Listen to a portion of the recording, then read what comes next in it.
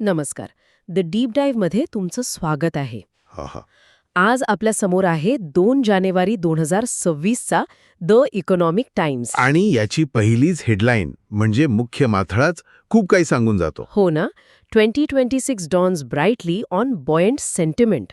म्हणजे नवीन वर्षाची सुरुवात तर एकदम सकारात्मक आणि उत्साही झाली आहे असं दिसतंय. अगदी. पण ही फक्त एक भावना नाहीये, याला आकडेवारीचा एक भक्कम आधार आहे.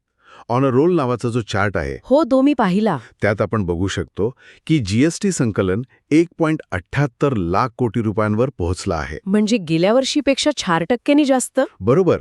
गाड्यांची विक्री वाढली आहे, इंधनाचा वापर वाढला आहे. आणि एक मिनिट, इथे एक शब्द आहे PMI.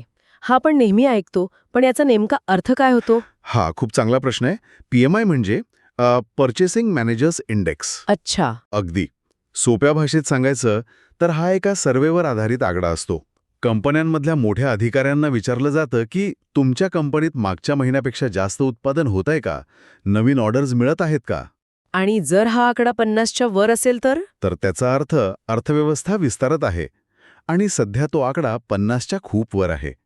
त्यामुळे जीएसटी, वाहन विक्री, PMI हे सगळे निर्देशक एका सुरात सांगत आहेत की आर्थिक गाडी रुळावर आहे आणि वेगात धावतेय.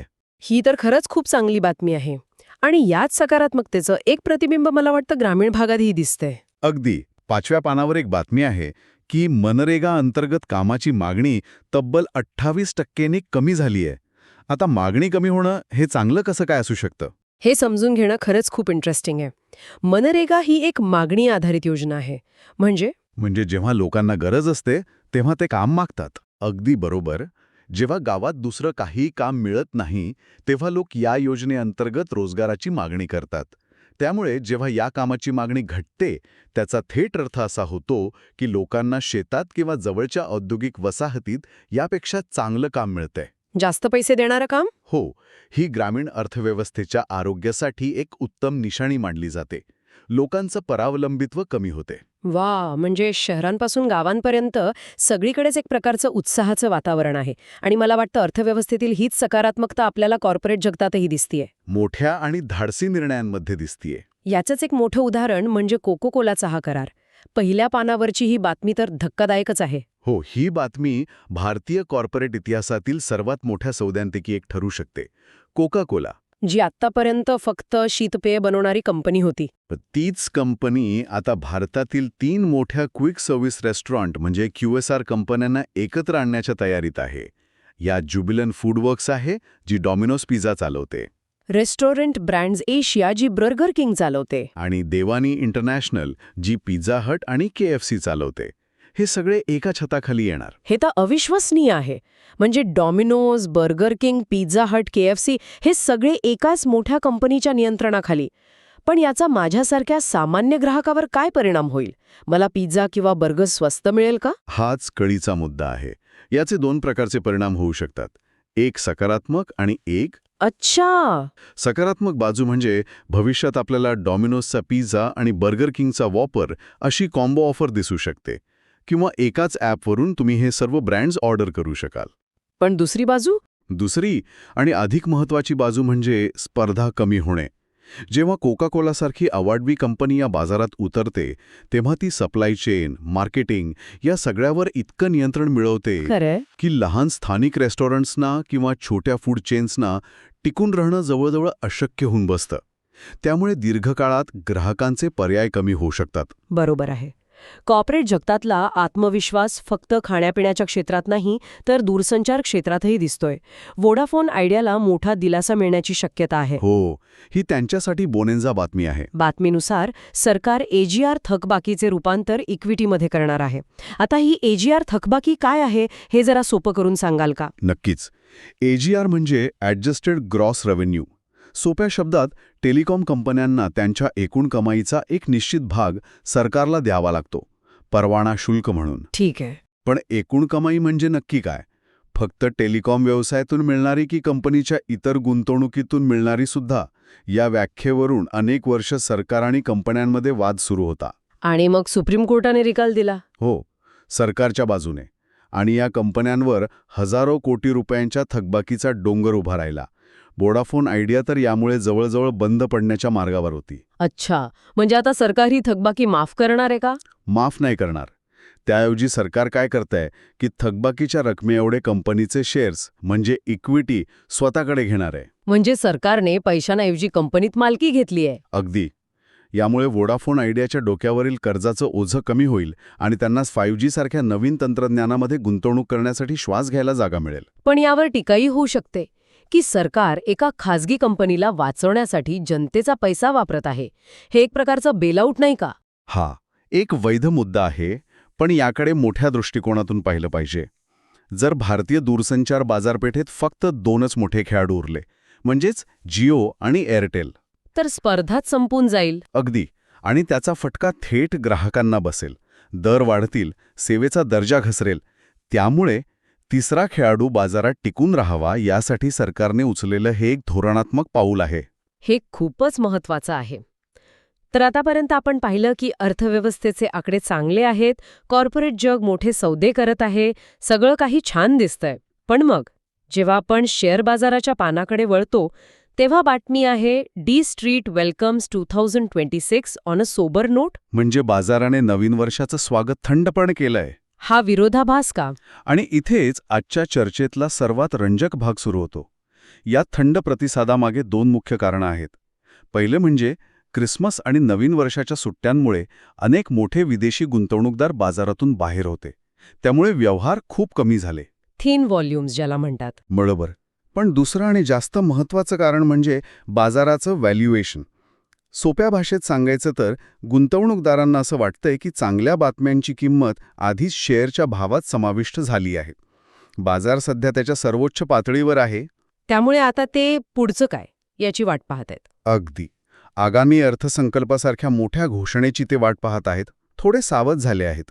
आणि याच सावधगिरीचं किंवा कदाचित आर्थिक गरजेचं एक वेगळंच चित्र दुसऱ्या बातमीतून समोर येत आहे. गोल्ड लोन्स म्हणजेच सोन्यावरील कर्जांमध्ये तब्बल 125% वाढ झालीय. हो, ही खूप मोठी वाढ आहे. एकीकडे अर्थव्यवस्था चांगली आहे म्हणतोय आणि दुसरीकडे लोक सोनं गहाण ठेवून कर्ज घेत आहेत. याचा काय अर्थ लावायचा? ही वाढ खूप काही सांगून जाते. याकडे 2 बाजूंनी पाहता येतं. एकीकडे गृहकर्ज किंवा वाहन कर्जासारख्या इतर कर्जावरील व्याजदर वाढत असताना सोन्यावरील कर्ज लोकांना एक सोपा, जलद आणि तुलनेने स्वस्त पर्याय वाटत आहे. अनेक छोटे व्यावसायिक सुद्धा हे कर्ज घेत असतील. नक्कीच. व्यवसाय वाढवण्यासाठी घेतात, कारण त्यांना बँकांकडून सहज कर्ज मिळत नाही.